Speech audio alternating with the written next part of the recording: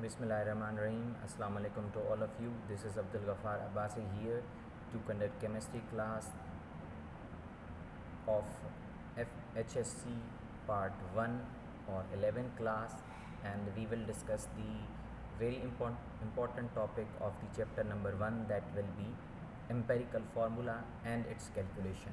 So now we are moving towards the topic, today's topic, that is empirical formula and its calculation. Bismillahirrahmanirrahim.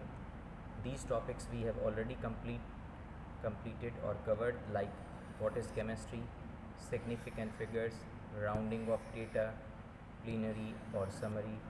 In the last lecture we have discussed the error and types of error.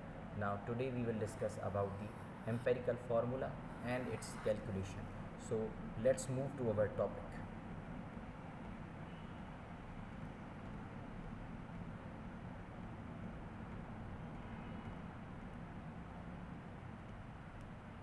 Yes, this is today's topic, that what is empirical formula, and then we will discuss how to calculate empirical formula. What is the definition of the empirical formula?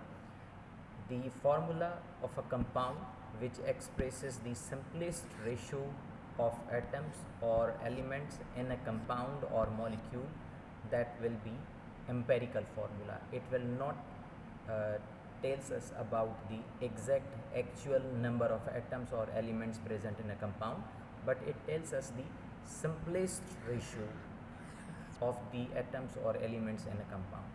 Now the key idea for this topic is that empirical formula is determined by the experiments.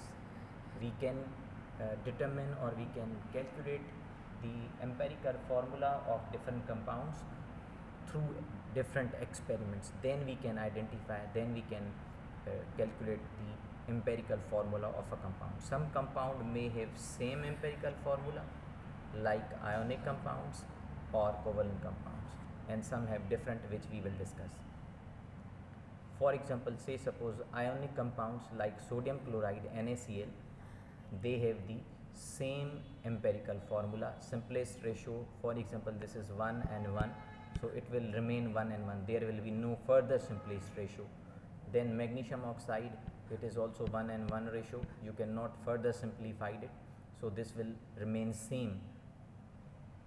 Same is the case when we are discussing the covalent compounds like methane CH4, 1:4, so we cannot further simplify it, it will remain 1 and 4. So methane has the empirical formula CH4. Like water, 2 and 1, so it will remain same, no further simplified. So the empirical formula of water will be H2O, and methane, that will be CH4. So this is very key point, that empirical formula of the compounds, that will be same, right, like this one, because empirical formula and the molecular formula of the compound will be same. There is no change in the empirical or molecular formula of the compound. Now for examples, these are further examples related to the empirical formula. Empirical formula, this is the benzene is a compound. Empirical formula of benzene will be, this is C6H6. When you simplify it, 6, so 6 1 the 6 and 6 1 the 6. So 1 1 will be the simplest ratio. That is the reason empirical formula of benzene is CH. Glucose, it has 6 C6H12O6. So when you simplify it, 1 2 and 1. So empirical formula of glucose will be CH2O. This is the way of writing, or these are different examples of the empirical formula. Now we are moving towards our today's main topic, that how you can calculate the empirical formula. These are very much important steps to remember how to calculate the empirical formula. Number 1 is that detect the elements present in a compound.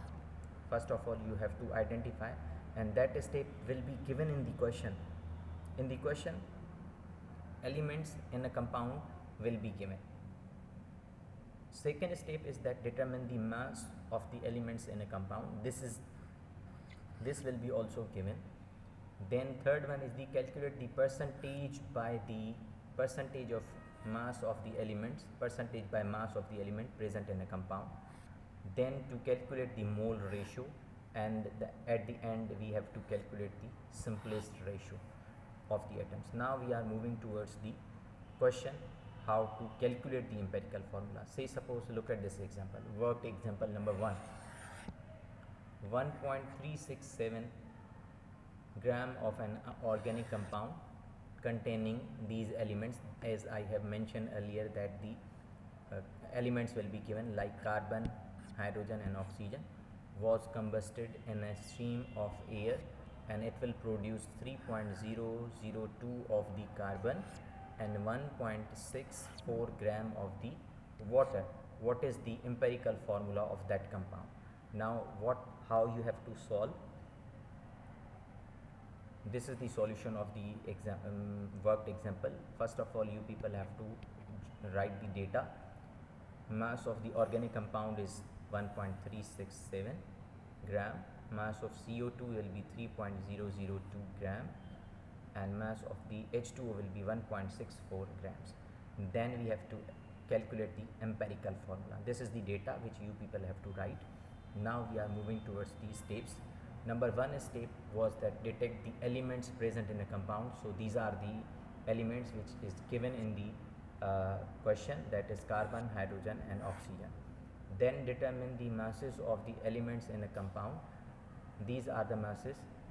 Mass of the carbon can be calculated from the mass of the CO2, and mass of the hydrogen can be calculated from the H2. Now mass of the carbon, how you can calculate? Look at here, 1 mole of the carbon divided by 1 mole of the CO2 multiply by the mass of the given mass of CO2. This is the formula. So 1 mole of carbon is equal to 12 grams and 1 mole of CO2 is equal to 44 grams. Then you will multiply this given mass of CO2, that is 3.00. So when you will solve it, you will get the answer 0.818 will be the mass of the carbon. Now how you can calculate the mass of the hydrogen? In the same way, 2 moles of hydrogen divided by 1 mole of water, then multiply by the given mass of the water. So 2 moles of the hydrogen will contain 2 gram, and the water, molecular mass of the water will be 18. So we have written here 18, then multiply by the mass of the water, that is 1.640 given in the question. So when you will solve it, you will get 0.182 gram of the hydrogen. So we have calculated the step number 2, masses of the elements. Now we are moving towards the third step, that is calculate the percentage of elements present in a compound. Now as you know that there are 3 elements. One is carbon, second one is hydrogen, third one is oxygen.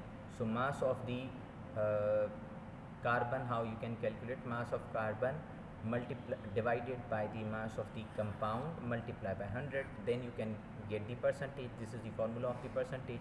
Mass of the carbon, which we have calculated in step number 2, that is 0.818 divided by the mass of the compound, which is given in the question, that is 1.367, because we are taking the percentage by mass of the element in a compound. So total mass of the compound is 1.367, then multiply by 100, so 59.83 percentage by mass of the carbon. This will be the mass of the carbon. Now we are moving towards the hydrogen. This will be the hydrogen here. Percentage by mass of hydrogen, mass of the hydrogen divided by the mass of the compound multiply by 100, same formula we will use. So mass of the hydrogen, which we have calculated in step 2, is 0.82 gram divided by total mass, that is 1.367 multiply by 100. When you will solve it, you will get 13.31 percentage. Now the last element. These are the percentages of the 2 elements from the given compound. Now there are 3 elements present in the compound. So what we will do, we will just add the percentages of carbon and hydrogen, and then we will minus it from the 100. Remaining percentage will be of the oxygen.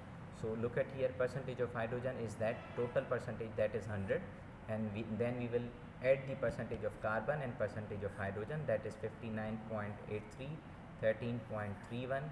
When you add, answer will be 73.14, and when you subtract it from the 100, you will get 26.86 percentage of the hydrogen. Now these percentages are being calculated. Fourth step is that to calculate the mole ratio of the element. How you will calculate the mole ratio? Simply you will write the percentage by mass of the element, and then you will divide it with atomic mass or molecular mass. So atomic mass of carbon is 12. When you will divide it with the 12, your answer will be 4.98. This will be the number of mole of the carbon. In the same way, hydrogen 13.31 divided by 1 atomic mass of hydrogen, so answer will be same 13.31.